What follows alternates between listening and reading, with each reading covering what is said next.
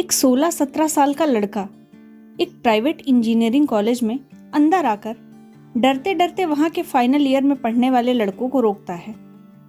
भैया, आप लोग यहीं पढ़ते हैं? इस पर वो 3-4 लोगों के ग्रुप का एक बंदा थोड़ा हड़काते हुए कहता है, भैया नहीं सर बोलते हैं, ये इंजीनियरिंग कॉलेज है। Sorry sir. ये हुई ना बात, अब पूछो। सर, मुझे ये पूछना था कि यहाँ पर 100% प्लेसमेंट होता है? मैं यहाँ एडमिशन लेने की सोच रहा हूँ। इस पर वो सारे लड़के एक सुर में ठहाका मारते हुए हंसने लगे और बोले, केवल बाहर वालों को बताने के लिए 100% होता है? इस साल का AIEEE का रिजल्ट आ गया क्या? AIEEE का पेपर अच्छा नहीं हुआ है सर, कोई गवर्नमेंट या NIT कॉलेज मिलेगा नहीं, इसलिए ऐसे प्राइवेट कॉलेज को ढूंढ रहा हूँ जहाँ 100% प्लेसमेंट होता हो। ये बोलकर वो लड़का वहां से किसी ऐसे प्राइवेट कॉलेज को ढूंढने के लिए चला गया जहाँ 100% प्लेसमेंट होता हो। नमस्कार दोस्तों, आज हम पढ़ रहे हैं दिव्य प्रकाश दुबे जी द्वारा लिखित कहानी संग्रह मसाला चाय की एक कहानी, फलाना कॉलेज ऑफ इंजीनियरिंग। तो चलिए आगे की कहानी शुरू करते हैं। प्लेसमेंट और प्राइवेट कॉलेज में कोई सीधा संबंध नहीं होता। IIT और प्राइवेट कॉलेज में एक बहुत छोटा सा अंतर है। IIT में प्लेसमेंट होना एक चीज है और एडमिशन होना बड़ी चीज, जबकि प्राइवेट कॉलेज में एडमिशन होना कोई चीज नहीं है पर प्लेसमेंट होना सबसे बड़ी चीज। कोई भी कॉलेज ज्वाइन करने से पहले बंदा और बंदे के माता पिता बस एक ही चीज का पता लगाकर अपना फैसला लेते हैं कि कॉलेज का प्लेसमेंट कैसा है। जहाँ का प्लेसमेंट अच्छा है वहाँ की पढ़ाई भी अच्छी ही होगी, वरना कंपनी नौकरी क्यों देती। यही सोचकर कॉलेज में एडमिशन के फैसले ले लिए जाते हैं और लिए जाते रहे हैं। हाँ, पिछले साल जिस ब्रांच का प्लेसमेंट अच्छा हुआ होता है, अगले सेशन में उसी ब्रांच की सीटें सबसे पहले भर जाती हैं। कॉलेज की प्लेसमेंट टीम वाले बड़ा सा गुलदस्ता लेकर गेट पर खड़े होकर मिस्टर टी के पुरोहित का इंतजार कर रहे हैं। मिस्टर पुरोहित इलेक्ट्रॉनिक्स की एक कंपनी IT ट्रॉनिक्स लैब्स में जनरल मैनेजर GM है। वो इस साल का सबसे ज्यादा पैकेज ऑफर कर रहे हैं। कॉलेज वाले कंपनी का इंतजार उतनी ही उम्मीद से और उतनी ही मुस्कुराते हुए करते हैं जितना कि द्वार पूजा के समय लड़की के घर वाले बारात का करते हैं। दोनों यही चाहते हैं कि सब अच्छे से अच्छे और जल्दी से जल्दी निपट जाए। मिस्टर पुरोहित और उनके साथ 2 लोग कार से उतरते हैं। मिस्टर पुरोहित की उम्र करीब 35 साल है। क्लीन शेव्ड, नया सूट, चेहरे पर रे बैन के गॉगल और पहली नजर में एकदम स्ट्रिक्ट। प्लेसमेंट टीम से एक लड़की आगे बढ़कर मुस्कुराते हुए मिस्टर पुरोहित को गुलदस्ता देती है। मिस्टर पुरोहित हल्के से हंसकर गुलदस्ता लेकर कार में रखते हैं और उतरकर कॉलेज को बड़े गौर से देखते हैं। कैंटीन, खाली क्लासेस, दूर बेंच पर एक लड़का और लड़की बैठे हुए हैं। मिस्टर पुरोहित अभी कॉलेज का जायजा ले रहे हैं। इतने में कॉलेज के प्लेसमेंट हेड और डायरेक्टर उनको कॉलेज के बारे में बताते हैं। उनको एक हॉल में ले जाया जाता है जहां दरवाजे पर कागज पर प्रिंटेड प्लेसमेंट चिपका हुआ है। वो प्लेसमेंट इतना ताज़ा है कि कोई भी समझ सकता है कि 1 आध घंटा पहले ही से चिपकाया गया होगा। हॉल में अंदर एक बहुत बड़ा टेबल है। हॉल बहुत ही अच्छा सजा हुआ है। हॉल में घुसने में 5 मिनट के अंदर ही काजू, चिप्स और बिस्कुट टेबल पर आता है। नए कप प्लेट में चाय लाई जाती है। कॉलेज के प्लेसमेंट हेड मौका देखकर मुस्कुरा कर बताते हैं, सर, हमारे यहाँ कॉलेज की शुरुआत में 100 J प्लेसमेंट हुए थे। मिस्टर पुरोहित को इन सब बातों में कोई खास फर्क नहीं पड़ता। डायरेक्टर साहब को कुछ समझ नहीं आता कि क्या बात करें। खुद की तारीफ करते हुए बोले, हम लोग डिसिप्लिन और पढ़ाई को लेकर बहुत स्ट्रिक्ट हैं। मिस्टर पुरोहित अब भी ज्यादा कुछ ध्यान नहीं देते, बस आराम से चाय वाले कप प्लेट को देखते रहते हैं। उनको शांत देखकर डायरेक्टर दोबारा बोलते हैं, आपकी कंपनी का ऑफर यहाँ के एवरेज सैलरी से डबल है, इसलिए हमने अपनी तरफ से कट ऑफ 70 J कर दिया है। ये सुनकर मिस्टर पुरोहित पहली बार बोलते हैं, हमने आपको पहले ही बता दिया था कि कट ऑफ 60 J रहेगा, फिर आपने बिना बताए चेंज कैसे कर दिया? 70 J के ऊपर वालों को ही लेकर जाइए आप। हम तो आपको क्वालिटी रिसोर्स दे रहे हैं, 70J के ऊपर वाले एकदम इंडस्ट्री रेडी रिसोर्स हैं, प्लेसमेंट हेड ने कहा। वो आप मुझ पर छोड़ दीजिए। कौन इंडस्ट्री रेडी रिसोर्स है, कौन नहीं? मुझे 60J के ऊपर वाले इलेक्ट्रॉनिक्स ब्रांच के सभी लोगों के रिज्यूम चाहिए, अभी 1 घंटे में, मिस्टर पुरोहित ने थोड़ा नाराज होते हुए कहा। ठीक है, एक बात और करनी थी आपसे, प्लेसमेंट हेड ने कहा। क्या? देखिए, आप पहले ही एवरेज सैलरी से डबल पैकेज ऑफर कर रहे हैं। आप ऐसे भी तो कर सकते हैं कि एक के बजाय 2 कैंडिडेट सिलेक्ट कर लीजिए और पैकेज आधा कर दीजिए। इस बात पर मिस्टर पुरोहित ने गुस्सा होकर तेज आवाज में कहा, आपको जो बताया था बस उतना ही कीजिए। मुझे 1 घंटे में 60J के ऊपर वाले सभी लोगों के रिज्यूम चाहिए। ये सुनकर डायरेक्टर और प्लेसमेंट हेड का मुंह बन गया। मिस्टर पुरोहित ने चाय का आखिरी घूंट पीते हुए कहा, तब तक मैं कैंटीन में घूम कर आता हूँ। मैं साथ आता हूँ, प्लेसमेंट हेड ने कहा। नहीं, मैं अकेले ही घूम कर आता हूँ। आप रिज्यूम और 60J के ऊपर वाले सभी बच्चों को 1 घंटे में लेकर आइए। मिस्टर पुरोहित आराम से चलते हुए कॉलेज के हर एक कोने को देखते हुए कैंटीन तक जाते हैं। वहां जाकर कैंटीन में बैठे हुए हर एक लड़के लड़की को ध्यान से देखते हैं और काउंटर पर जाकर एक कोल्ड कॉफी ऑर्डर करते हैं। कॉफी लेकर एक ऐसी जगह बैठ जाते हैं जहां से पूरी कैंटीन दिख सके। तभी उनका मोबाइल बजता है, लेकिन वो फोन नहीं उठाते, बस चुपचाप कैंटीन के शोर को सुनने लगते हैं। कैंटीन के शोर में एक बड़ी अजीब बात होती है। उस शोर में न जाने कितने लोगों की क्या क्या बातें रोज जुड़ जाती हैं, लेकिन शोर बढ़ता नहीं, उतना ही रहता है। चुपचाप किए जाने वाले लेक्चर से कैंटीन का शोर ही कभी कम तो कभी ज्यादा राहत देता है। फलाना कॉलेज ऑफ इंजीनियरिंग। इंजीनियरिंग के 3 साल पूरा होते होते सबको अपनी औकात समझ में आने लगती है। कई लोगों को समझ में आ चुका होता है कि इंजीनियरिंग उनके लिए नहीं थी। इसके उलट कई लोगों को समझ आ चुका होता है कि उनकी ड्रीम कंपनी कौन सी है, उनको कौन सा काम पसंद है, उनको किस प्रोफाइल में काम करना है। इस देश में सबसे बड़ी ट्रेजेडी हुई बेचारे मैकेनिकल, इलेक्ट्रिकल और इलेक्ट्रॉनिक्स इंजीनियरिंग के साथ। वो बेचारा 4 साल पढ़ता है और अपने सब्जेक्ट मैकेनिकल, इलेक्ट्रिकल और इलेक्ट्रॉनिक्स और कॉलेज के बाद नौकरी मिलती है सॉफ्टवेयर कंपनी में। वैसे जितने भी कोर्स हिंदुस्तान में हो सकते हैं, उनमें इंजीनियरिंग की बात ही अलग है। आप इंजीनियर हो ना हो, लेकिन आपको एक बार इंजीनियरिंग कॉलेज जरूर जाना चाहिए। वहां जाकर देखना चाहिए कि कैसे इस देश में एक एक रात पढ़कर इंजीनियर तैयार हो रहे हैं, जो कल दुनिया भर में देश का नाम ऊंचा करेंगे।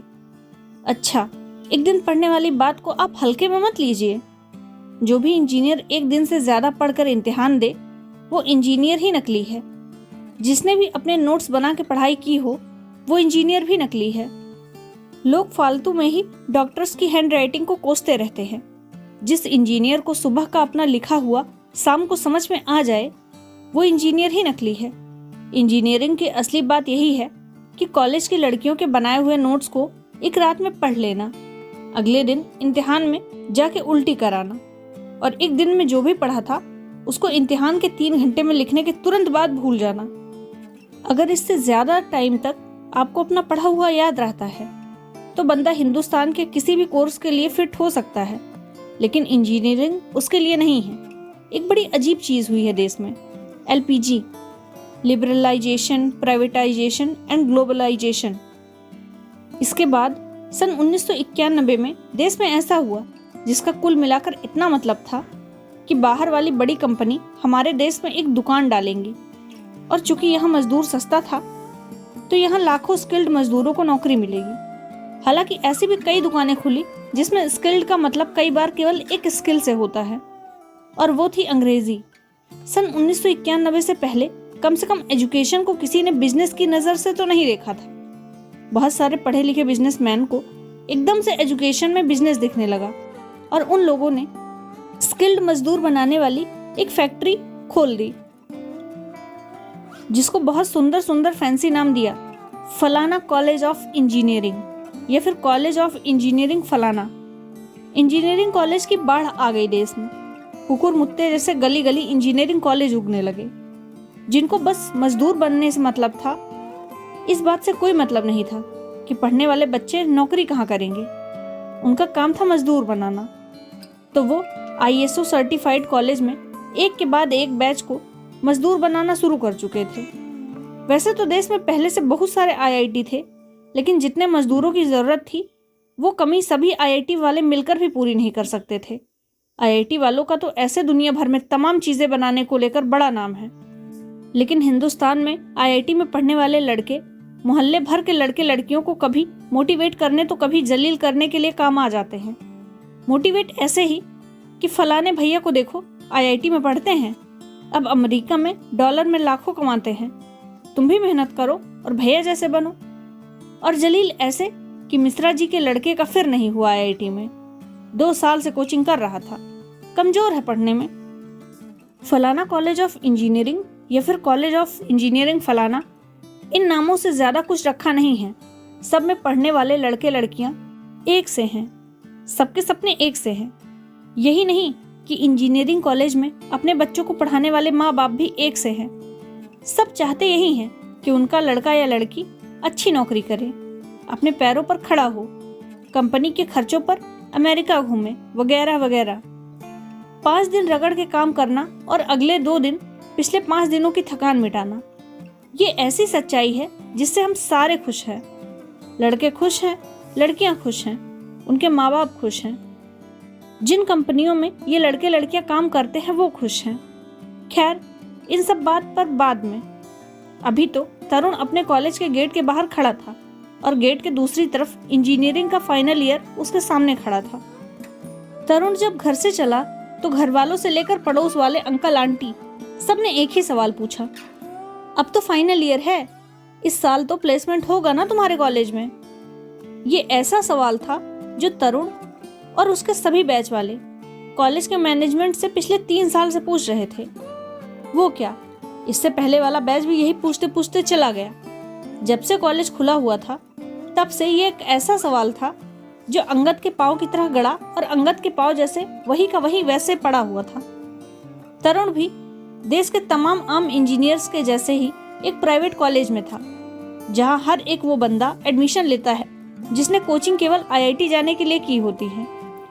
जहां कोचिंग के पहले दिन वो लड़का हिसाब लगा रहा होता है कि IIT कानपुर में अगर मैकेनिकल ब्रांच मिले और IIT दिल्ली में अगर इलेक्ट्रिकल, तो कौन सी ज़्यादा सही रहेगी। ये सब हिसाब किताब कोचिंग के पहले महीने में IIT से शुरू होता है। कोचिंग के आखिरी महीने में रीजनल इंजीनियरिंग कॉलेज REC, जिसको सब NIT बोलते हैं, के लिए लगाने लगते हैं। साल भर कोचिंग करने के बाद हालत बस ऐसी हो जाती है कि अब कहीं भी एडमिशन मिल जाए। हिंदुस्तान में कभी कोई प्राइवेट इंजीनियरिंग कॉलेज में पढ़ने के लिए कोचिंग नहीं करता। प्राइवेट कॉलेज जहां प्लेसमेंट के अलावा बाकी सब कुछ बहुत अच्छे से इंजीनियरिंग कॉलेज जैसा है। दोस्ती छोड़कर एक भी अच्छी चीज़ ना सिखाने वाले दोस्त, जिंदगी भर साथ ना छोड़ने वाले दोस्त। कॉलेज की मेस जहाँ खाने की वजह बस एक होती है कि जितनी देर तक मेस खुली रहती है उतनी देर लड़के लड़कियों को बिना रोक टोक ताड़ सके। कॉलेज के बाहर पास वाली टपरी जहाँ चाय, सिगरेट और मैगी मिलती है। जिंदगी भर याद आने वाली वो एक लड़की या बहुत सी लड़कियां। प्राइवेट कॉलेज जहाँ बंदा कभी चुपके से, कभी घर वालों के प्रेशर की वजह से अपने फर्स्ट ईयर में भी IIT JEE का पेपर देता है और 5 पॉइंट समवन पढ़ते हुए ये सोचता है कि अगर IIT में नहीं हुआ तो वो कभी No 1 से समवन की दूरी तय भी कर पाएगा या नहीं। कॉलेज के बाद भी कई लोग केवल इसलिए याद रह जाते हैं क्योंकि उनको पूरे इंजीनियरिंग के दौरान आपने कभी अकेले नहीं देखा होता। वो हमेशा जोड़े में ही दिखते हैं। ये लड़के और लड़कियां सुबह 7:30 बजे तैयार होकर मेस के बाहर मिलते हैं। 7:30 बजे इसलिए क्योंकि उससे पहले मेस नहीं खुलता। जब प्यार थोड़ा और बढ़ जाता है तो सुबह मॉर्निंग वॉक पर ही दोनों साथ दिख जाते हैं। मेस खुलने पर नाश्ता करते हुए पूरी दुनिया से बेखबर 9 बजे पहली क्लास करने के लिए जाते हैं और क्लास में कोई अच्छी सी कोने वाली सीट देखकर बैठ जाते हैं।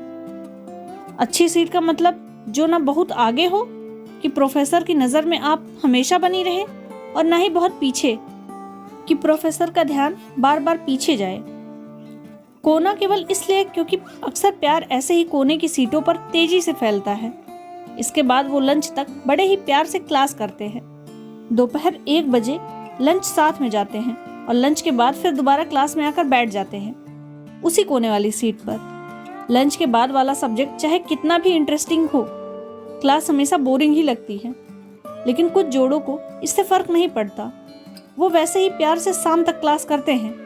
क्योंकि गर्ल्स हॉस्टल का इन टाइम गर्मियों में 7 बजे तक और जाड़ों में 6:30 बजे तक रहता है, तो दोनों मौसम के हिसाब से एडजस्ट करते हुए कपल्स एक दूसरे के साथ रहते हैं।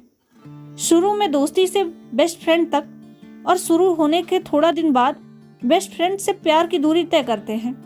जब एक बार प्यार की मोहर लग जाती है तो प्यार से सच्चे वाले प्यार की दूरी तय करते हैं। प्यार तक की दूरी तो कई जोड़े तय कर लेते हैं, लेकिन ये सच्चे प्यार वाला लेवल आते आते फाइनल ईयर आ जाता है। इसलिए इंजीनियरिंग में प्यार करना एक बात है और सच्चा प्यार करना दूसरी बात।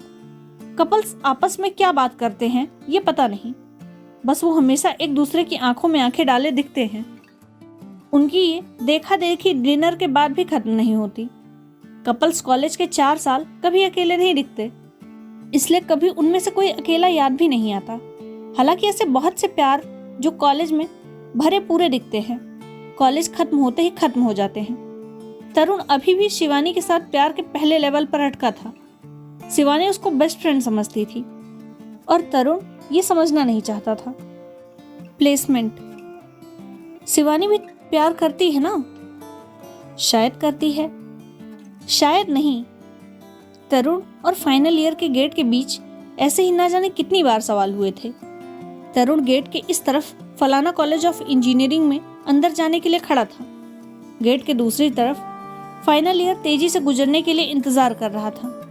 और चूंकि ये कॉलेज का आखिरी साल था, इसलिए लड़के से लेकर उसके माँ बाप तक और लड़के के मोहल्ले वाले अंकल आंटी से लेकर कॉलेज वाली गर्लफ्रेंड तक सभी को पूरे फाइनल ईयर में एक ही जवाब चाहिए था। लड़के की नौकरी कहाँ लगी और लड़के के पैकेज कितने हैं। फाइनल ईयर, नौकरी कहाँ लगेगी, कितने की लगेगी, लगेगी भी कि नहीं। छोटे मोटे आधे अधूरे से प्यार, दुनिया में किसी भी चीज की टेंशन ना लेने वाले दोस्त, ये सब कुछ रोज इतनी तेजी से बीत रहा होता है कि बंदा चाह कर भी सब कुछ समेट नहीं पाता। वैसे तो इंजीनियरिंग के 4 सालों की लंबाई लगभग एक बराबर होती है, लेकिन फाइनल ईयर बड़ी तेजी से गुजरता है। सब छूट रहा होता है। कॉलेज चाहे जैसा भी हो, कॉलेज लाइफ मस्त होनी चाहिए। और अब तो केवल 1 साल बचा है। ये सब सोचकर तरुण हॉस्टल में अपने कमरे की तरफ बढ़ता है। कमरा अंदर से बंद है। नितिन, तरुण का रूममेट, गहरी नींद में सो रहा है। इतनी गहरी नींद में जितनी गहरी नींद में बंदा केवल इंजीनियरिंग के दौरान ही सो पाता है। इंजीनियरिंग के बाद नौकरी में वैसी नींद कभी नहीं आती है। तरुण बाहर से कई बार दरवाजा खटखटाता है, फिर भी दरवाजा नहीं खुलता। 4-5 बार मोबाइल पर घंटी देता है, जिसकी आवाज कमरे के बाहर तक सुनाई पड़ती है, लेकिन दरवाजा नहीं खुलता। थक हार कर तरुण बाहर से नितिन को वही 2-4 गालियां देता है जो इंजीनियरिंग कॉलेज में धड़ल्ले से दी जाती हैं। और इन माँ बहन की छोटी मोटी गालियों का कोई बुरा नहीं मानता, बल्कि जो दोस्त आपस में बेधड़क एक सांस में माँ बहन की गाली नहीं देते, वो बाकी तो कुछ भी कर सकते हैं, बस जिगरी दोस्त नहीं हो सकते। बस 1-2 मिनट गाली सुनने के बाद नितिन बिल्कुल बेफिक्री से दरवाजा खोलता है। इतनी देर से चिल्ला रहा हूँ। हाँ तो खोल तो रहा हूँ। और ये बोलने के बाद नितिन उतनी ही बेफिक्री से दोबारा जाकर सो जाता है। तरुण अपना सामान रखकर कमरे में फैले हुए सामान पर एक बार पूरी नजर दौड़ाकर शिवानी को कॉल करके कैंटीन में मिलने के लिए कहता है। Final year canteen. कैंटीन में 2 हिस्से हैं।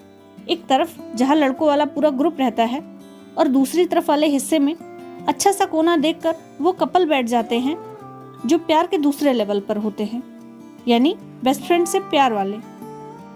कैंटीन के इस हिस्से को लोग प्यार से फैमिली सेक्शन बोलते हैं।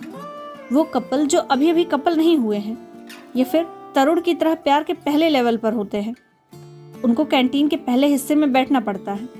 कॉलेज में ऐसा माना जाता है कि जब कोई बंदा कैंटीन के फैमिली सेक्शन वाले हिस्से में बैठने के लिए कह दे तो इसका मतलब कि वो प्यार करना शुरू कर चुकी है। और अब लड़के को मौका, मूड और मौसम देखकर लव यू बोलने में देर नहीं करनी चाहिए।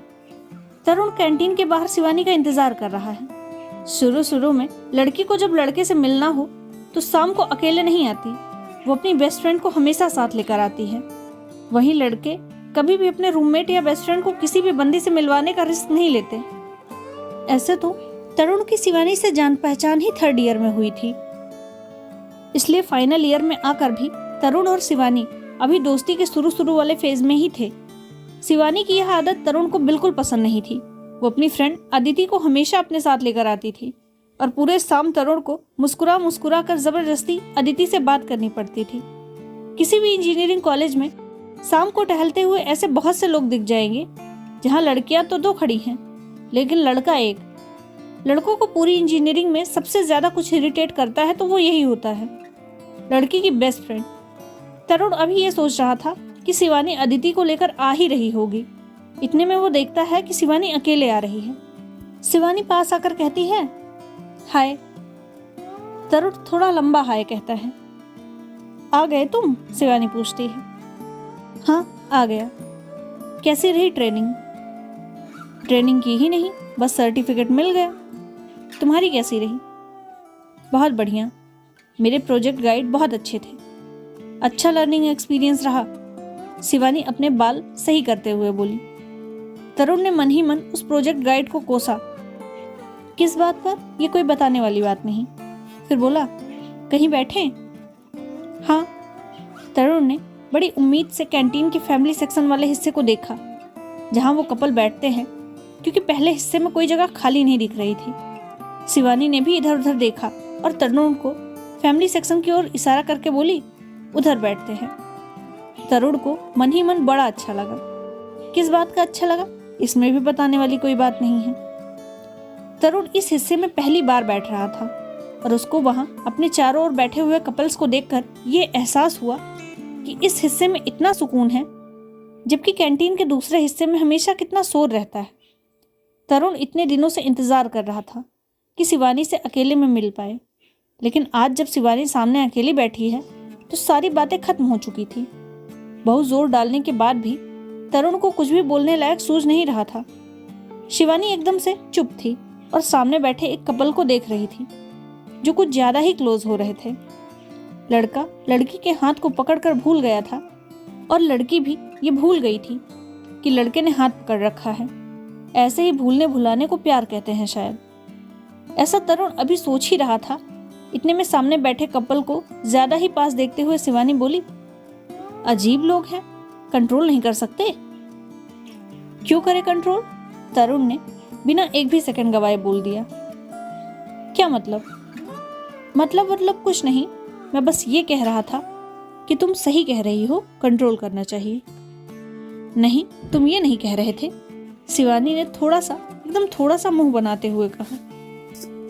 अरे यही कह रहा था, लड़कों को तो ये सब पसंद ही होता है, शिवानी ने सामने कपल को देखकर थोड़ा सा मुंह बनाते हुए कहा। तरुण को समझ आ चुका था उससे गड़बड़ हो गई है। उसने बात बदलने के लिए पूछा, कॉफी? हाँ। कौन सी? कौन सी तो ऐसे पूछ रहे हो जैसे यहाँ बहुत सारी कॉफी मिलती है। शिवानी अभी भी आसपास लोगों को बेधड़क भूलते भुलाते देखकर गुस्से हो रही थी। अरे हॉट या कोल्ड? Cold coffee. तरुण वहां से कॉफी लेने गया। ऐसा पहली बार हुआ था कि वो कैंटीन में अकेले शिवानी के साथ बैठा था। उसने काउंटर पर जाकर 100 रुपए का नोट आगे किया और बोला, भैया 2 कोल्ड कॉफी। काउंटर वाला बंदा अभी बिल काट ही रहा था, इतने में पीछे से आवाज आई, 3 कर देना भैया, और पैसे इसी में काट लो। नितिन भी जी भर सोने के बाद कैंटीन में आ चुका था। उठ गया तू? तरुण ने पूछा। नहीं, अभी सो रहा हूँ। क्यों गाली खाने वाले सवाल पूछता है? नितिन ने बेफिक्री से पूरे कैंटीन भर की लड़कियां ताड़ते हुए कहा। लड़कियां ताड़ते ताड़ते नितिन की नजर सामने शिवानी पर गई। उसको देखते ही नितिन बोला, कहा था बोल दे। वो देख, शिवानी उधर फैमिली सेक्शन में बैठी है, लेकिन कोई लड़का साथ नहीं दिख रहा वहां। किसी के साथ नहीं, वो मेरे साथ है। नितिन ने तरुण को ऊपर से नीचे तक देखा और बोला, वाह बेटे, हिम्मत हो गई आज। गर्ल्स हॉस्टल के इन टाइम के बाद इसकी पार्टी होगी आज। पार्टी कहेगी? साले, शिवानी के साथ फैमिली सेक्शन में बैठने की पार्टी? चल अभी जा। तरुण कॉफी लेकर शिवानी के पास आ गया। सामने वाले कपल को जितना क्लोज तरुण छोड़कर गया था, वो उससे और ज्यादा क्लोज आ चुके थे। अदिति नहीं आई? हाँ, उसकी ट्रेनिंग 1 वीक और बची हुई है, तो नेक्स्ट मंडे आएगी। ये सुनकर तरुण बहुत खुश हुआ कि इस हफ्ते वो रोज शिवानी से शाम को मिल पाएगा। तुम्हारा क्या प्लान है आगे का? शिवानी ने सामने वाले कपल से नजर हटाते हुए कहा। प्लान तो बस यही है कि एक जॉब, और वो भी इलेक्ट्रॉनिक्स की किसी कंपनी में। और तुम्हारा? मुझे तो MBA करना है। क्यों? ऐसे ही, बस एक बार में सारी पढ़ाई कर लूं। अगर जॉब करने लगूंगी तो घर वाले तुरंत शादी के लिए प्रेशर डालने लगेंगे। MBA करने का तुम्हारा रीजन बड़ा ही सही है, तुम नहीं समझोगे। वैसे एक बात बताओ। क्या? यही कि घर वालों की मर्जी से शादी करोगी ना तुम तो? सवाल से शिवानी थोड़ा सा चौंकी और सामने कपल की ओर देखते ही बोली, पता नहीं, कुछ कह नहीं सकते।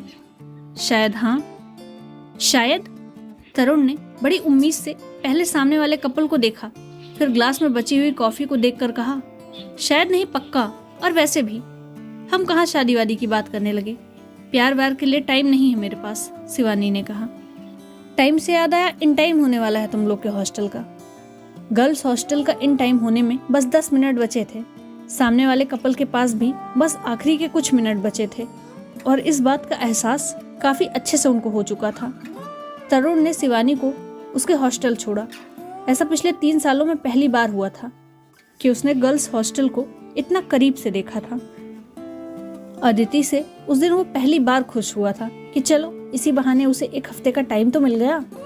वो शिवानी को छोड़कर अपने हॉस्टल लौट ही रहा था कि रास्ते में नितिन मिल गया और बोला, अब हॉस्टल नहीं जाना है, चल कैंटीन में। क्यों? भाई, शिवानी के साथ फैमिली सेक्शन में बैठे और आज बात भी हो गई। शिवानी के साथ कोल्ड कॉफी पीने की पार्टी, और क्या। कोई पार्टी वार्टी नहीं। ऐसे कैसे नहीं? अब वैसे भी इतने दिनों से घर का खाना खा रहे थे, आते ही मेस का खाना नहीं खा पाऊंगा। नितिन की इस बात से तरुण भी राजी था। चल अच्छा, चलते हैं। दोनों वहां से दोबारा कैंटीन गए। कैंटीन में ऑर्डर देते ही नितिन ने पूछा, क्या बात हुई? बोल दिया फिर शिवानी को? क्या बोल दिया? अरे अबे, प्रपोज किया या नहीं? नहीं। क्यों बे फट्टू साले, बोलना था ना। अबे, उसके पास प्यार व्यार के लिए टाइम नहीं है। टाइम नहीं है? क्या मतलब? प्यार कोई पढ़ाई लिखाई थोड़ी है कि टाइम निकाल कर करेगी। तो ये बता, बात क्या हुई? बस यही बात हुई। अबे, 1 घंटे से 1 लाइन की बात हुई। पूरी बात शुरू से बता। नितिन ने खाने और बातों दोनों में बराबर मजे लेते हुए कहा। इसके बाद तरुण ने एक एक चीज को ठीक वैसे ही उतनी ही देर में बताया जितनी देर में वो बात हुई थी। पहले शिवानी आई, उसने पूछा कि तुम आ गए। मैंने कहा हाँ आ गया, blah blah blah blah. Final year lecture. Engineering के फाइनल ईयर में आते ही पूरा कॉलेज 3 खेमों में बंट चुका होता है। सबसे पहले और सबसे ज्यादा वो लोग जिनको ये समझ में आ चुका होता है कि आगे वो किसी भी प्रकार का एजुकेशनल अत्याचार नहीं झेल सकते, इसलिए वो इंजीनियरिंग के बाद एक नौकरी चाहते हैं। दूसरे वो लोग जिनके मन में अभी भी IIT में पढ़ने का कीड़ा मारा नहीं होता है, सोचते हैं कि कोई बात नहीं, इंजीनियरिंग IIT से नहीं हुई तो क्या, MTech ही IIT में हो जाए तो पूरी उम्र लोगों को बता पाएंगे कि फलाना IIT में पढ़ाई की है, और पलट के कौन ही पूछने वाला है कि BTech या MTech।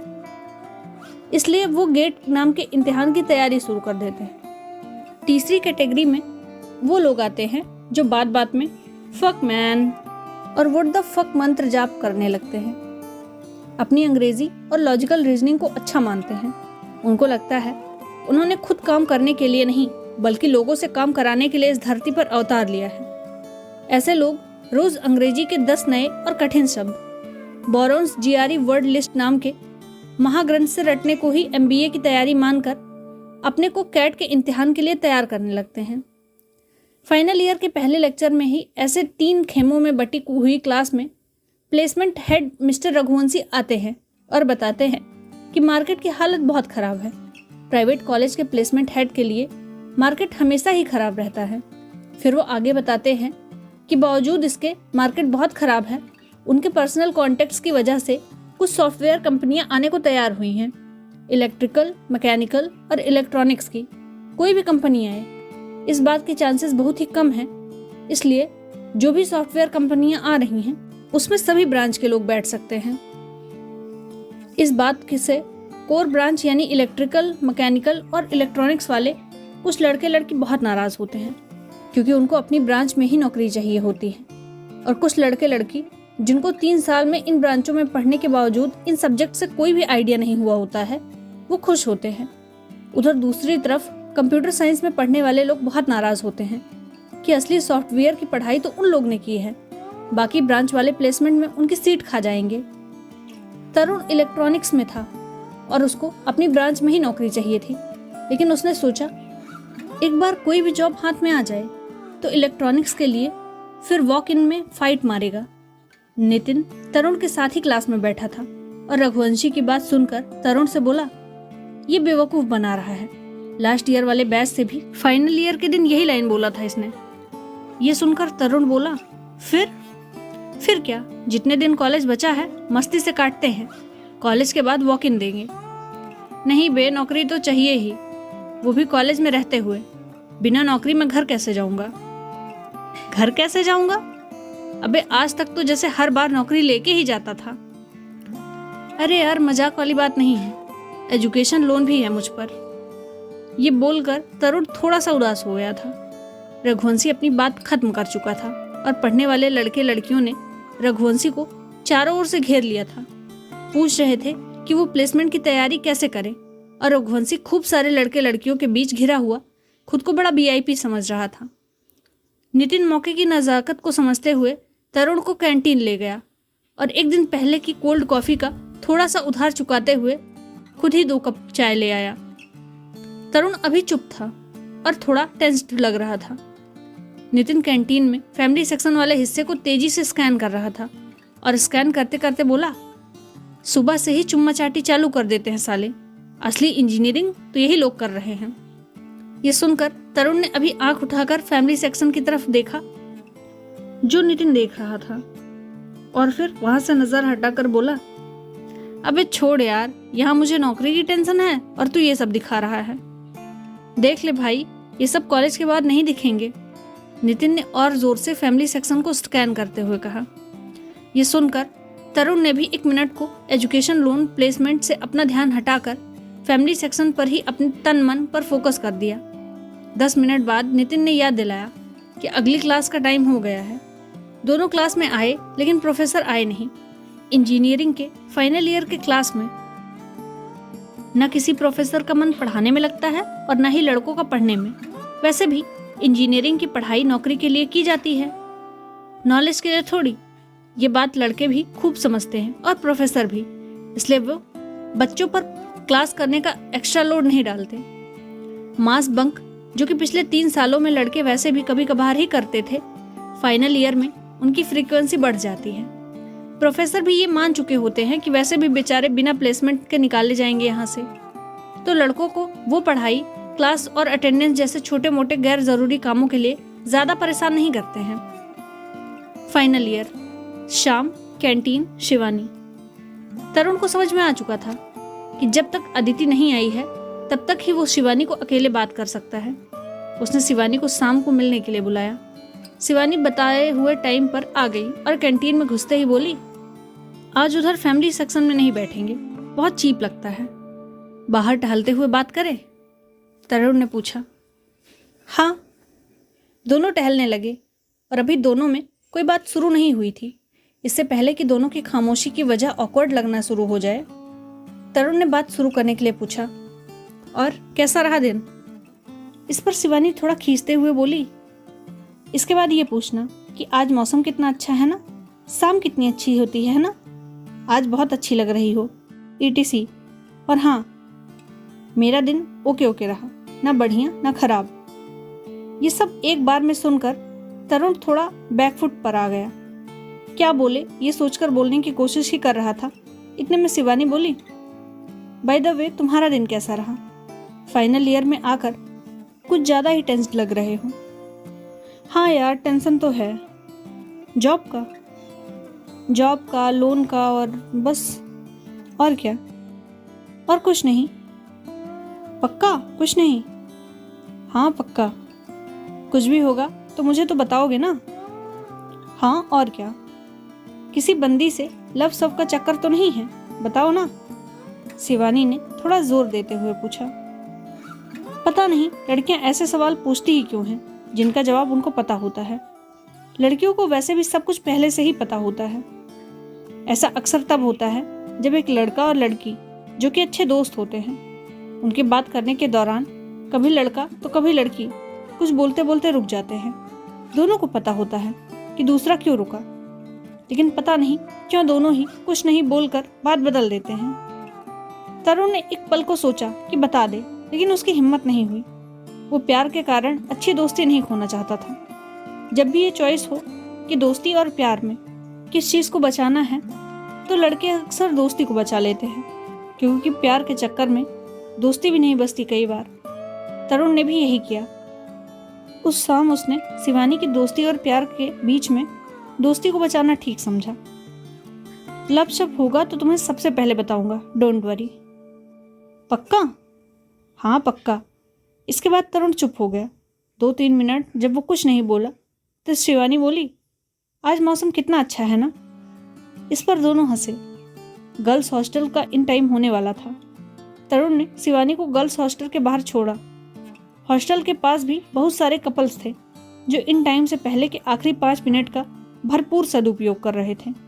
उनको देखकर तरुण बोला, अजीब लोग हैं, कंट्रोल नहीं कर सकते। इस बात पर शिवानी बहुत जोर से हंसी और बोली, कल शाम कैंटीन में मिलते हैं। इसके बाद ये करीब करीब रोज का सिलसिला हो गया। दोनों का रोज शाम को मिलना, तरुण का रोज कुछ बोलते बोलते रुक जाना और कहना कुछ नहीं। फिर 1 हफ्ते बाद अदिति वापस आ गई। अदिति के वापस आने के बाद शिवानी अदिति के साथ कैंटीन में आने लगी। तरुण अदिति से हंसकर मिलता और मन ही मन सोचता कि फालतू में ही ये वापस आ गई। तरुण शिवानी से रोज अकेले मिलना चाहता था और अदिति ऐसा कभी होने नहीं देती थी। फाइनल ईयर के दिन यूं ही बीतते जा रहे थे। तरुण वही प्यार वाले लेवल पर अटका हुआ था। Final year campus recruitment. Final year शुरू होने के करीब 5 महीने बाद ही प्लेसमेंट हेड रघुवंशी क्लास में आया और उसने अनाउंस किया कि अगले हफ्ते बेंगलुरु की एक बड़ी सॉफ्टवेयर कंपनी कैंपस में आने वाली है। वो बड़ी कंपनी इस बात के लिए फेमस है कि जिस भी कॉलेज में जाती है वहाँ के 20 से 25 जे लोगों को ले जाती है। ये वही बड़ी कंपनी है जिसका एक बहुत ही बड़ा ट्रेनिंग सेंटर मैसूर में है, जो किसी भी 5 स्टार होटल से कम नहीं है। मैसूर में ट्रेनिंग सेंटर इसलिए है क्योंकि कंपनी को प्राइवेट इंजीनियरिंग कॉलेज की पढ़ाई पर इतना भरोसा नहीं है। वो नए इंजीनियरिंग ज्वाइनी को 6 महीने की ट्रेनिंग देते हैं, फिर उनका एक इम्तिहान लेते हैं। जो इम्तिहान में पास होता है उसकी नौकरी पक्की मानी जाती है। कंपनी इस बार पिछले सालों में 3.2 लाख पर एनम का पैकेज ऑफर कर रही है। रघुवंशी एक ज़रूरी बात बता के अनाउंस कर रहा था, जिसके भी नंबर 65 जे से ज़्यादा है वो लोग राइटनेट लिस्ट में बैठ सकते हैं। रघुवंशी के क्लास में ये अनाउंस करने के बाद अगले 1 हफ्ते एक भी क्लास नहीं होनी थी। जो भी प्रोफेसर पढ़ाने आता तो लड़के बता देते कि कंपनी आने वाली है और वो लोग सभी शकुंतला देवी और RS अग्रवाल के साथ कंपनी के पुराने कई सालों के पेपर घोंट रहे हैं। खैर, हफ्ता भर बाद रिटन टेस्ट के लिए कंपनी कैंपस में आती है। कंपनी से 10 लोग आए हुए हैं जो कि भयंकर सा एक बहुत ही लंबा प्रेजेंटेशन देते हैं। कॉलेज में कैंपस रिक्रूटमेंट के लिए होने वाली प्रेजेंटेशन इकलौती ऐसी चीज होती है जो लाख बोरिंग होने के बावजूद भी बंदा बड़े ही आराम से झेल जाता है। कंपनी वाले अपने यहाँ काम करने वाले 1-2 लोगों के वीडियो भी दिखाते हैं, जिससे पता चलता है कि हजारों लोग कैसे इस कंपनी में अपना उज्जवल भविष्य देखते हैं। कैसे उन तमाम लोगों ने कंपनी की सैलरी के भरोसे लोन लेकर गाड़ी से लेकर घर तक खरीद लिया है।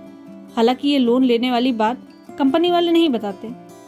प्रेजेंटेशन में बताया जा रहा है कि राइटन टेस्ट के बाद पर्सनल इंटरव्यू होगा। प्रेजेंटेशन की सबसे इम्पोर्टेंट चीज़ कंपनी वाले सबसे आखिरी में बताते हैं और वो होता है कि पैकेज 3.2 लाख पर एनम। ये बताते ही कंपनी वाले तुरंत ही जोड़ देते हैं कि only join if you want to make a rewarding career. ये सब सुनकर नितिन तरुण से कान में धीरे से कहता है, पैसे देते नहीं, कैरियर घंटा रिवॉर्डिंग होगा। इसके बाद कंपनी वालों को अलग अलग रूम में ले जाया जाता है, जहां उनको उसी नए वाले कप में चाय नाश्ता दिया जाता है, जो कि हर बार कंपनी में आने वाले लोगों के लिए ही यूज़ किया जाता है। और इतना कम यूज़ होते हुए भी ये सालों साल नए रहते हैं। 2 घंटे बाद रिटन टेस्ट शुरू होता है। 65J के ऊपर वाले लड़के टेस्ट में बैठते हैं।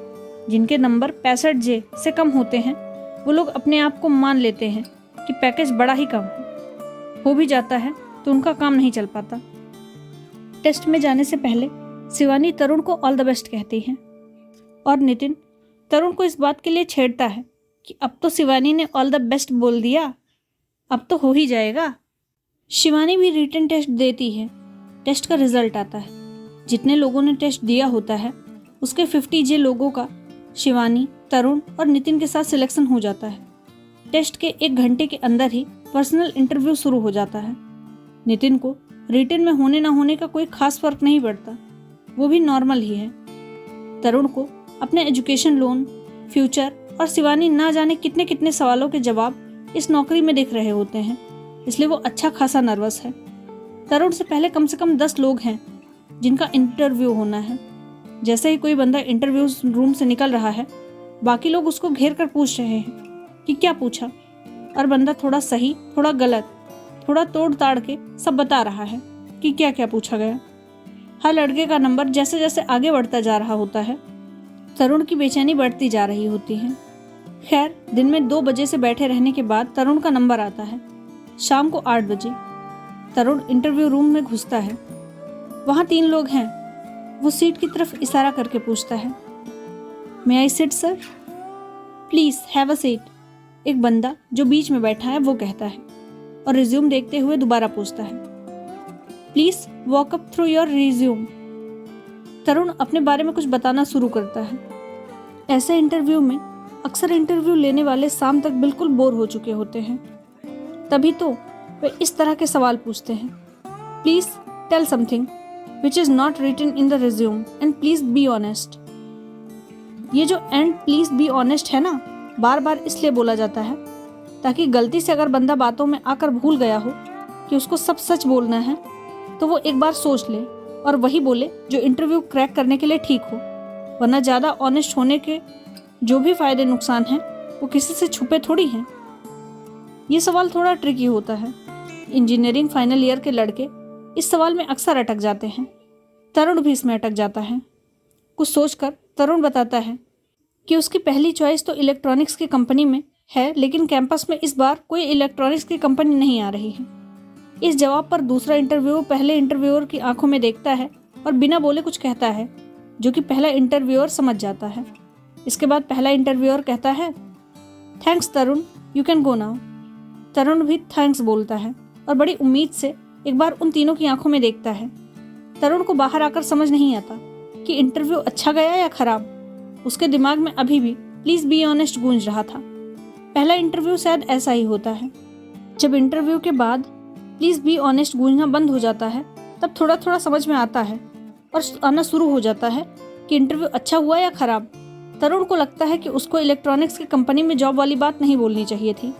रात में 11 बजे सारे इंटरव्यू खत्म हो गए और 1 बजे लिस्ट अनाउंस हो गई। ये कोई दुनिया का आखिरी इंटरव्यू नहीं था। जब आप लोग रियल वर्ल्ड में एंटर होने जा रहे होते हैं, हम लोगों ने कोशिश की है, ज़्यादा से ज़्यादा जॉब ऑफर दिए गए, ब्ला ब्ला ब्ला। वो बंदा रात के 1 बजे रिजल्ट अनाउंस करने से पहले आधे घंटे का ग्लोबल ज्ञान देता है। रघुवंशी वहीं स्टेज पर खुश हो रहा होता है कि उसके पर्सनल कांटेक्ट की वजह से ये लोग आज आए हैं। नाम अल्फ़ाबेटिक ऑर्डर में अनाउंस होना शुरू होता है। एक एक नाम पर ताली बजना शुरू होती है। वो जिनके भी नाम ए से शुरू होते हैं, वो पूरी इंजीनियरिंग के दौरान अपने घर वालों को कोसते हैं कि किसी और अल्फ़ाबेट से नाम नहीं रख सकते थे, क्योंकि प्रैक्टिकल एग्ज़ाम के वाइबा में उनका नंबर हमेशा पहले ही आ जाता है। वो बाकी लोगों से पूछ नहीं पाते हैं कि क्या क्या पूछा जा रहा है। आज ऐसे लोग पहली बार खुश होते हैं। ए अल्फ़ाबेट वाले नाम अनाउंस होते ही अदिति का नाम पुकारा जाता है और एकदम से बी से नाम आने शुरू हो जाते हैं। बचे हुए ए नाम वाले लोग समझ लेते हैं कि उनका नहीं हुआ। करते करते बात एन पर आती है। नितिन का नहीं होता। बात एस अल्फाबेट पर आती है। शिवानी का हो जाता है। शिवानी का नाम सुनकर तरुण जोर से ताली बजाता है। फिर नंबर आता है टी पर। नाम अनाउंस होते ही लेकिन तरुण का नाम नहीं आता है। तरुण का नहीं होने पर नितिन पहली बार थोड़ा सीरियस होता है। इसके बाद जिनका हुआ है और जिनका नहीं हुआ है, दो ग्रुप बन जाते हैं। जिनका हुआ होता है उनको रुकने को बोला जाता है और बाकियों को जाने के लिए कहा जाता है। रिजेक्शन ज़्यादा हुए होते हैं और सिलेक्शन कम। जिंदगी में कई बार ज़्यादा लोग मिलकर भी माइनॉरिटी ही बनाते हैं। जितने ज़्यादा लोग उतनी ही बड़ी माइनॉरिटी। जिनका नहीं हुआ होता था वो सभी चुप थे। कॉलेज में पहली बार ऐसा हुआ था कि इतने सारे लोग चुपचाप हॉस्टल की तरफ लौट रहे थे। इंजीनियरिंग में या इंजीनियरिंग के बाद पहली नौकरी के इंटरव्यू का रिजल्ट देखकर पहली बार बंदे को समझ में आ जाता है प्लीज बी ऑनेस्ट का ये मतलब नहीं कि झूठ नहीं बोलना है, बल्कि केवल वो सच बोलना है जो नौकरी दिलवाने के लिए काफ़ी है। हमारे अपने सच, दुनिया में चलने वाले सच और इंटरव्यू में बोले जाने वाले सच में कई बार थोड़ा तो कई बार बहुत बड़ा फर्क होता है। इस कंपनी के आने के 2 महीने बाद एक कंपनी और आती है, लेकिन उस बार कट ऑफ 70 जे होता है, जिसकी वजह से तरुण नितिन पहले ही राउंड में बैठ नहीं पाते हैं। वो कंपनी केवल 5 लोगों का सिलेक्शन करती है। Final year last month. उस बड़ी कंपनी और छोटी कंपनी दोनों में मिलाकर 115 लोगों के प्लेसमेंट होने के बाद पूरे साल रघुवंशी कभी दिखाई नहीं पड़ता। कॉलेज का मैनेजमेंट बहुत खुश है कि जहां पिछले साल केवल 50 लोगों का हुआ था और कॉलेज के डोनेशन देने वालों में जबरदस्त उछाल आ गया था, इस बार तो 115 लोगों के होने पर वो लोग 100 जे प्लेसमेंट का प्रचार कर सकते हैं। कॉलेज मैनेजमेंट ने अगले साल की मैनेजमेंट सीट के लिए डोनेशन बढ़ाने का सोच लिया था। जिन लोगों का उस कंपनी में हो गया था उन्होंने क्लास में आना छोड़ दिया था, क्योंकि जिस चीज़ के लिए इंजीनियरिंग की जाती है वो जॉब उनके पास थी। जिनका नहीं हुआ था उन्होंने भी क्लास आना छोड़ दिया था, क्योंकि उनको मालूम था कि प्रोफेसर के पढ़ाए हुए से नौकरी का कोई सीधा संबंध नहीं है। कॉलेज के लड़के लड़कियां 2 खेमों में बट गए थे। एक जिनकी नौकरी लग चुकी थी, उन लोगों ने अपने फ्यूचर को लेकर बड़े सारे प्लान बना लिए थे, बल्कि कई सारे प्यार तो एकदम से इसलिए पनप गए थे कि लड़का और लड़की दोनों का सिलेक्शन उसी दिन हो गया था। तरुण ने शाम को निकलना बिल्कुल छोड़ दिया था। शिवानी और अदिति अब रोज शाम को निकलने लगी थी। वो दोनों रोज शाम को किसी ऐसे बंदे के साथ दिखती थी जिसका सिलेक्शन हो चुका था। नितिन को अब उतनी गहरी नींद नहीं आती थी। ऐसे ही एक शाम तरुण को किसी काम से कैंटीन की तरफ जाना पड़ा। वहाँ शिवानी और अदिति भी मिल गई। शिवानी ने हाय और तरुण ने भी उसका छोटा सा हाय में जवाब दिया। आजकल दिखते नहीं हो, कुछ हुआ है क्या? शिवानी ने पूछा। हाँ, ऐसे ही बस। हम लोग की ज्वाइनिंग डेट आ गई है। कॉलेज खत्म होने के 1 हफ्ते के अंदर ज्वाइनिंग है। बिल्कुल भी छुट्टी नहीं मिल रही है, अदिति ने कहा। आगे का क्या प्लान है फिर? शिवानी ने पूछा। कुछ नहीं यार, जॉब का ही, तरुण ने बेमन से झेपते हुए कहा। कैसे करोगे? कॉलेज के बाद वॉक इन देना शुरू करूंगा। तुम्हारा भी एमबीए का प्लान था, उसका क्या हुआ? वो सब अब नौकरी में जाके देखेंगे। वैसे भी एक्सपीरियंस होने से एमबीए के सिलेक्शन में प्रेफरेंस मिलती है। इसके बाद तरुण के पास कोई बात बची नहीं थी करने को, न ही शिवानी के पास तरुण से कहने लायक कोई बात बची थी। उन दोनों की बातें बदल चुकी थी। तरुण वहां से चलने ही वाला था कि अदिति ने कहा, हमारी कंपनी का वॉक इन होगा तो बताऊंगी। इसके बाद अंकित नाम का बंदा वहां उनके पास आया, जिसको अदिति और शिवानी ने बड़ा सहाय किया। अंकित ने तरुण के वहां होने पर बिल्कुल ध्यान ना देते हुए कहा, दिल्ली से मसूरी वाले टिकट हो गए हैं, सीट नंबर 9, 10 और 12 अपना 3rd AC टियर में है। 2 लोअर बर्थ है और 1 मिडिल पर तुम जाना, हम दोनों लोअर बर्थ पर रहेंगे, अदिति ने कहा। और ये सुनकर शिवानी और अंकित जोर से हंसे। तरुण के वहां होने ना होने का कोई मतलब नहीं बचा था। शिवानी ने उसको रोका नहीं और वो वहां से चल दिया। इंजीनियरिंग कॉलेज की ज्यादातर लव स्टोरीज ऐसे ही किसी शाम सूरज के साथ ऐसे ही किसी कैंटीन के बाहर चुपचाप डूब जाती हैं। इंजीनियरिंग के आखिरी महीने में सूरज पर लव स्टोरीज को साथ देखकर डूबने का लोड बढ़ता जा रहा था और वो गुस्से में थोड़ा रोज लाल होता जा रहा था।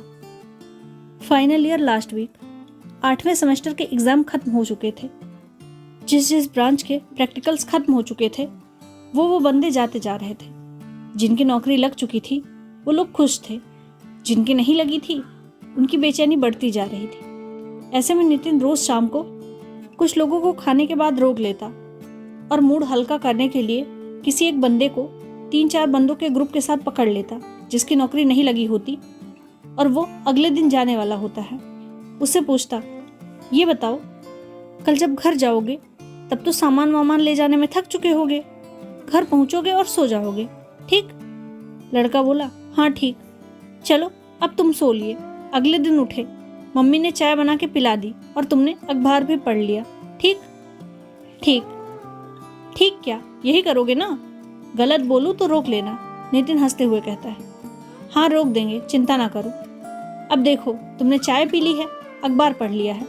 इतने में पड़ोस वाली आंटी आए और तुमसे पूछे कि बेटा इस बार छुट्टी कितने दिनों की है, तो क्या बताओगे?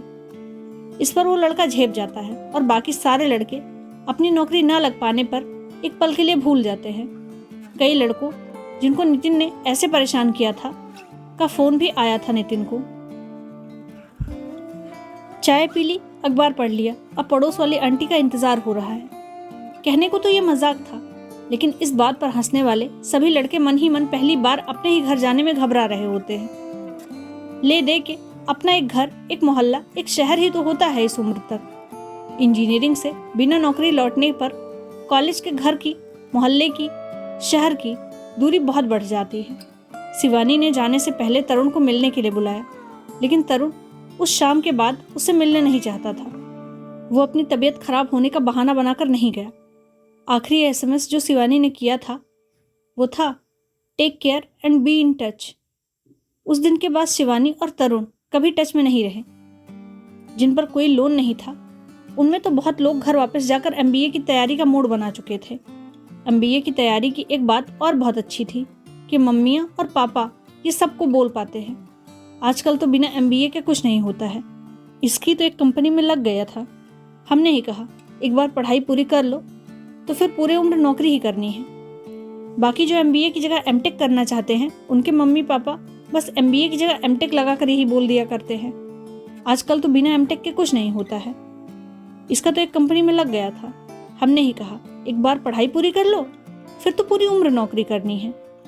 बाकी जो बचते हैं वो तरुण और नितिन जैसे लोग होते हैं। कैंपस में जिनकी भी नौकरी नहीं लगती है उनको बस कंपनियों के वॉक इन का आसरा था।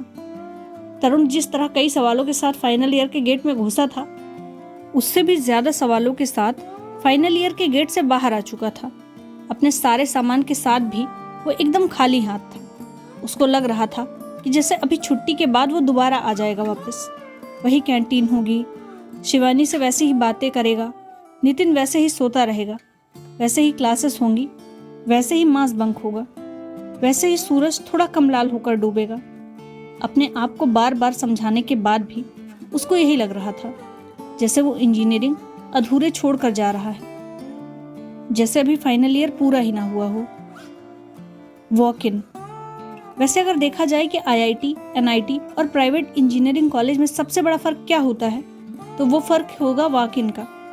बड़े कॉलेज में कैंपस में ही सबकी नौकरी लग जाती है और वो लोग कभी समझ ही नहीं पाते कि असली लड़ाई असल में कैंपस से बाहर निकलने के बाद शुरू होती है।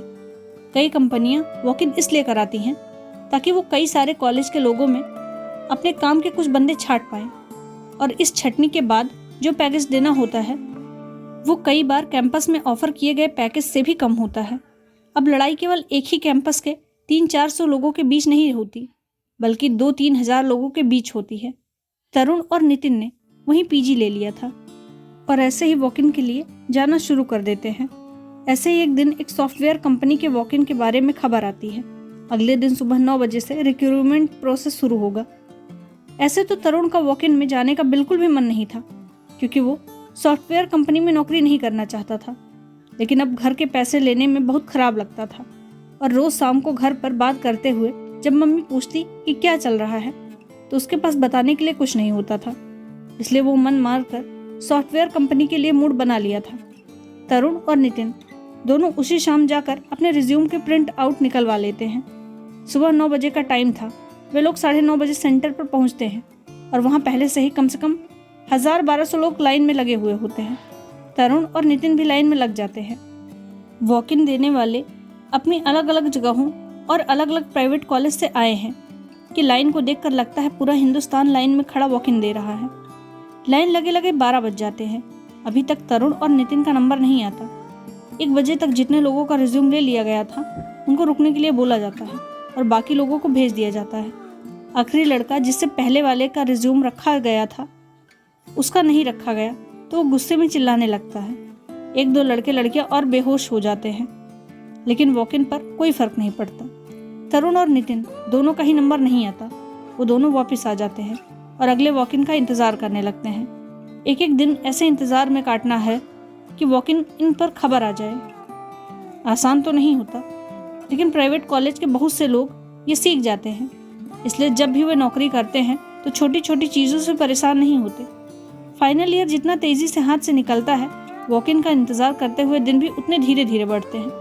करीब 25 दिन बाद एक बड़ी कंपनी के वॉक इन की खबर आती है। पहले से ज़्यादा तैयार हैं। दोनों 5-5 रिज्यूम हमेशा अपने पास रखते हैं। इस बार दोनों सुबह 7 बजे ही सेंटर पर पहुंच जाते हैं। अभी केवल 100-150 लोग वहां पहुंचे थे। दोनों सुबह इतनी जल्दी आ गए थे कि चाय भी नहीं पी पाए थे। खैर, करते करते इन दोनों का नंबर 11 बजे आ ही जाता है। रिज्यूम जमा होता है और शॉर्ट लिस्टिंग होकर कॉल आ जाती है। लोग बहुत आ गए हैं, इसलिए पहले एक रिटन टेस्ट होता है। उसमें जो लोग पास होते हैं उनका ग्रुप डिस्कशन होता है। दोनों का ही ग्रुप डिस्कशन हो जाता है और इंटरव्यू के लिए उनको सेंटर के दूसरे हिस्से में ले जाया जाता है। नितिन इंटरव्यू से पहले चाय पीना चाहता है। इसी तरह सैकड़ों लड़के और लड़कियों के जैसे इन दोनों ने सुबह कुछ नहीं खाया था। कुछ लोगों को वॉक इन की इतनी आदत हो चुकी थी कि वो अपने बैग में बिस्कुट, चिप्स और बॉटल सब रख के लाते थे। दिन के 2 बज रहे हैं। इंटरव्यू 1 घंटे बाद है। दोनों बाहर जाकर लंच करके आने के लिए पूछते हैं तो एचआर वाली बंदी नाराज़ हो जाती हैं। दोनों वहीं बैठकर इंटरव्यू का इंतज़ार करते हैं। कॉलेज वाले इंटरव्यू के बाद तरुण और नितिन का ही पहला इंटरव्यू है। तरुण ने सोच लिया है कि इस बार जब प्लीज़ बी ऑनेस्ट पूछा जाएगा तो उसको क्या जवाब बोलना है। नितिन भी कम नींद आने की वजह से जितना बेफिक्र हुआ करता था उससे कम बेफिक्र है। सुबह से चाय न मिलने से थोड़ा बेचैन हो रहा है। इंटरव्यू शुरू होता है। तरुण इस बार सारे वही जवाब दे रहा है जो एक सॉफ्टवेयर इंजीनियर को देने चाहिए। नितिन भी वही जवाब दे रहा है कि इंटरव्यूअर को सुनने में जो अच्छा लग रहा हो। इंटरव्यू देने दिलाने के चक्कर में शाम के 6 बज चुके थे। बहरहाल रिजल्ट आता है 9 बजे। बाहर एक प्रिंटेड लिस्ट लगा दी जाती है जो कि बड़ी मुश्किल से 9:30 बजे तक दोनों पूरी लिस्ट को देख पाते हैं। नितिन का आज हो जाता है और तरुण का फिर नहीं होता। सुबह से दोनों ने कुछ नहीं खाया है। दोनों वहाँ से निकलकर एक होटल जाते हैं। नितिन पहले 2 कप चाय पीता है। तरुण उदास नहीं है, बल्कि वो नितिन के लिए खुश है। वो जमकर खाना खाते हैं और नितिन अगले दिन जॉब की पार्टी देता है। इस कंपनी में पैकेज 2.5 लाख पर एनम है, लेकिन नितिन को इससे ज़्यादा फर्क नहीं पड़ता है। दिन धीरे धीरे खिसकता रहता है। तरुण सॉफ्टवेयर कंपनी के वॉक इन देता रहा, कभी रिटन तो कभी इंटरव्यू में। लगातार रिजेक्ट होता रहता है। नितिन के ज्वाइनिंग का टाइम है, फिर भी वो केवल हफ्ते भर के लिए घर जाता है और वापस आ जाता है। तरुण अकेला न पड़ जाए शायद इसलिए। नितिन अभी भी जॉब्स की वेबसाइट पर उतना ही टाइम बिताता है। अब तो इलेक्ट्रॉनिक्स की कंपनियां ढूंढता रहता है। ढूंढते ढूंढते उसे अपने स्कूल का एक दोस्त मिलता है जो एक इलेक्ट्रॉनिक्स कंपनी में काम करता है। कंपनी केवल 1 साल पुरानी है और उसमें केवल 25 लोग काम करते हैं। वो तरुण को उस कंपनी में अप्लाई करवाता है। कंपनी में जो ओपनिंग है उसमें पैकेज केवल 1.5 लाख पर एनम है। तरुण वहाँ इंटरव्यू के लिए जाता है। वो अब इतने सारे इंटरव्यू दे चुका होता है कि हर इंटरव्यू ऐसे फेस करता है जैसे कि कौन सा हुआ जा रहा है। इंटरव्यू शुरू हुआ और पहले सवाल से ही उन लोगों ने इलेक्ट्रॉनिक्स के बहुत सारे सवाल पूछे। तरुण कुछ सवालों के जवाब दे पाया, कुछ के नहीं। इंटरव्यूअर ने उससे आखिरी सवाल पूछा, ये कंपनी क्यों ज्वाइन करना चाहते हो? तरुण इंटरव्यू में जो सच बोले जाते थे वो बोल बोल के थक चुका था और वैसे भी उसको बहुत उम्मीद थी नहीं। उसने कहा, सर, प्रोफाइल मुझे बहुत पसंद है और मुझे मेरी कोर ब्रांच वाला काम भी मिल रहा है। वैसे तो मैं आज से पहले पता नहीं कितने इंटरव्यू में ये सब बोल चुका हूँ। सच बात यह है कि अभी तक मैं ये सब सॉफ्टवेयर की कंपनियों के इंटरव्यू में बोला करता था। आज पहली बार किसी इलेक्ट्रॉनिक्स कंपनी में बोल रहा हूँ। ये बोलने के बाद तरुण के मन में आया कि बोल दे कि 3 महीने के बाद से एजुकेशन लोन की EMI शुरू हो रही है, लेकिन इस बारे में कुछ बोल नहीं रहा। उसको बाहर इंतज़ार करने के लिए कहा गया। कंपनी छोटी थी तो कोई HR वाली बंदी नहीं थी शायद। थोड़ी देर में जिस बंदे ने उसका इंटरव्यू लिया था उसने तरुण को बुलाकर कहा कि बधाई हो, welcome to the Itronics labs, wish you all the best, अगले मंडे से आ सकते हो। ऑफर लेटर को तरुण ने ऊपर से नीचे तक कई बार पढ़ा। वहाँ से निकलकर उसने घर में फ़ोन करके बताया। अगला फ़ोन नितिन को किया और नितिन ने फ़ोन पे ही बोला, भाई आज तो रात भर दारू पार्टी हो गई। वो PG पहुंचा तो नितिन ने उसको बहुत ज़ोर से गले लगाया और चिल्लाया, साले फोड़ दिया ना, मुझे तो पता ही था कि तुझसे सॉफ्टवेयर कंपनी में काम नहीं होगा। नितिन पहले से ही दारू की बोतल पी चुका था और बोतल खोलते हुए बोला, इस दारू के पैसे उधार रहे, इसके पैसे पहली सैलरी से दे दियो। कम लोग और छोटी कंपनियां अक्सर वो कर दिखाते हैं जो हजारों समझदार लोगों की भीड़ नहीं कर पाती है। तरुण के ज्वाइन करने के 6 महीने के भीतर ही कंपनी को बाहर का बड़ा प्रोजेक्ट मिल गया। वही प्रोजेक्ट जिसके लिए तरुण ने दिन रात एक कर रखा था। छोटी कंपनी का एक फ़ायदा ये भी है कि यहाँ प्रमोशन के लिए अप्रेशियल साइकिल का इंतज़ार नहीं करना पड़ता। तरुण के 6 महीने में कंफर्म होते ही कंपनी ने उसका पैकेज 4.5 लाख पर एनम कर दिया। बैच में ये खबर आग की तरह फैल गई। तरुण का पैकेज 4.5 लाख पर एनम हो गया है। मैसूर में जो लोग ट्रेनिंग कर रहे थे उनको उस दिन पहली बार अपना पैकेज कम लगा। इसके बाद तरुण और नितिन ने न जाने कितने ही बार साथ में दारू पी, लेकिन वो नौकरी लगने वाली दारू की उस बोतल के पैसे आज भी तरुण पर उधार हैं। 10 सालों में वक्त लंबी दूरी तय कर चुका था। तरुण अब मिस्टर T के पुरोहित हो चुका था। शिवानी खो चुकी है। नितिन की दोस्ती हर बीतते साल के साथ कितनी बढ़ चुकी है, ये ना लिखा जा सकता है ना बोलकर बताया जा सकता है। प्लेसमेंट। मिस्टर पुरोहित वहाँ से बहुत आराम से चलते हुए कॉलेज के हर एक कोने को देखते हुए कैंटीन तक जाते हैं। वहाँ जाकर कैंटीन में बैठे हुए हर एक लड़के लड़की को ध्यान से देखते हैं और काउंटर पर जाकर एक कोल्ड कॉफ़ी ऑर्डर करते हैं। कॉफ़ी लेकर एक ऐसी जगह बैठ जाते हैं जहाँ से पूरा कैंटीन दिख सके। तभी उनका मोबाइल बजता है, लेकिन वो फ़ोन नहीं उठाते, बस चुपचाप कैंटीन के शोर को सुनने लगते हैं। कैंटीन के शोर में एक बड़ी अजीब बात होती है। उस शोर में ना जाने कितने लोगों की ना जाने क्या क्या बातें रोज जुड़ जाती होती हैं, लेकिन शोर बढ़ता नहीं, उतना ही रहता है। चुपचाप किए जाने वाले लेक्चर से कैंटीन का शोर ही कभी न कम न कभी ज़्यादा राहत देता रहता है। हमारे अंदर बीते हुए हम और बीते हुए साल अलग अलग शेप और साइज में पता नहीं कहाँ दबे पड़े रहते हैं। ये शोर मिस्टर T के पुरोहित के अंदर भी तरुण को बहुत राहत दे रहा था कि इतने में प्लेसमेंट हेड आकर मिस्टर पुरोहित से कहते हैं, सर 2 घंटे हो गए हैं, सब लोग हॉल में आपका इंतज़ार कर रहे हैं। मिस्टर T के पुरोहित की कॉफ़ी वैसी की वैसी होती है। वो कॉफ़ी को वैसे ही छोड़कर प्लेसमेंट हॉल में जाते हैं। वहाँ प्लेसमेंट टीम वाले उनके प्रेजेंटेशन के लिए प्रोजेक्टर सही कर रहे हैं और प्लेसमेंट हेड मिस्टर T के पुरोहित के बारे में बता रहे हैं। हालांकि मन ही मन उसको ये पता है कि उसके कॉन्टेक्ट्स के बिना ये कंपनी आई है, फिर भी वो बताता है कि उसके पर्सनल कॉन्टेक्ट्स की वजह से कंपनी आई है। वो आगे बताता है कि कंपनी 5 लोगों का सिलेक्शन करेगी। इसके बाद मिस्टर पुरोहित को बुलाया जाता है कि वो आगे की प्रोसेस बता दें। मिस्टर पुरोहित प्रोजेक्ट देखते हुए कहते हैं, मेरे पास कोई प्रेजेंटेशन नहीं है। कंपनी के बारे में आप वेबसाइट पर पढ़कर आए होंगे। अगर आपके कोई भी पर्सनल या प्रोफेशनल सवाल हों तो वो आप मुझसे बेझिझक पूछ सकते हैं। पैकेज आपको पहले ही बता दिया गया है। और हाँ, मिस्टर रघुवंशी ने मेरे और मेरी कंपनी के बारे में इतनी चीज़ें बता दी, लेकिन वो ये बताना भूल गए कि मैंने इसी कॉलेज से आज से 10 साल पहले इलेक्ट्रॉनिक्स में इंजीनियरिंग की थी। ये सुनते ही हाल में खुसर फुसर होने लग गई। 2-3 मिनट के खुसर फुसर के बाद ताली बजनी शुरू हो जाती है। मिस्टर पुरोहित इसके बाद 1 घंटे तक लोगों के तरह तरह के सवालों के जवाब देते रहे। उतनी देर रघुवंशी झेपता रहा। 1 घंटे बाद रिक्रूटमेंट प्रोसेस शुरू हुआ। मिस्टर पुरोहित ये कोशिश करते हैं कि ज़्यादा से ज़्यादा लोगों का इंटरव्यू लिया जाए। शाम को लिस्ट लगती है, उसमें 8 लोगों का नाम होता है। लोगों को लगता है शायद 1 राउंड और हो, क्योंकि कंपनी को केवल 5 लोग लेने थे, लेकिन कंफर्म करने पर पता चलता है 5 नहीं 8 लोगों का सिलेक्शन हुआ है। कॉलेज में आज पहली बार जिनका नहीं हुआ है वो मिस्टर पुरोहित से मिलकर खुश हैं। उस 1 घंटे में मिस्टर पुरोहित ने कॉलेज के फाइनल ईयर के लड़के लड़कियों को कुछ ऐसा दे दिया था जो सालों से कॉलेज शायद नहीं दे पा रहा था। मिस्टर पुरोहित बाहर आते हुए गेट पर 1 मिनट रुके, कॉलेज को एक बार बाहर से अंदर की ओर ध्यान से देखते हैं। अब जाकर मिस्टर पुरोहित के अंदर के तरुण को लगता है कि उसकी इंजीनियरिंग पूरी हो गई। कार में बैठकर एक फ़ोन नंबर मिलाते हैं और दूसरी तरफ से फ़ोन उठने पर बिना हेलो बोले कहते हैं, साले नितिन, कैसा है बे?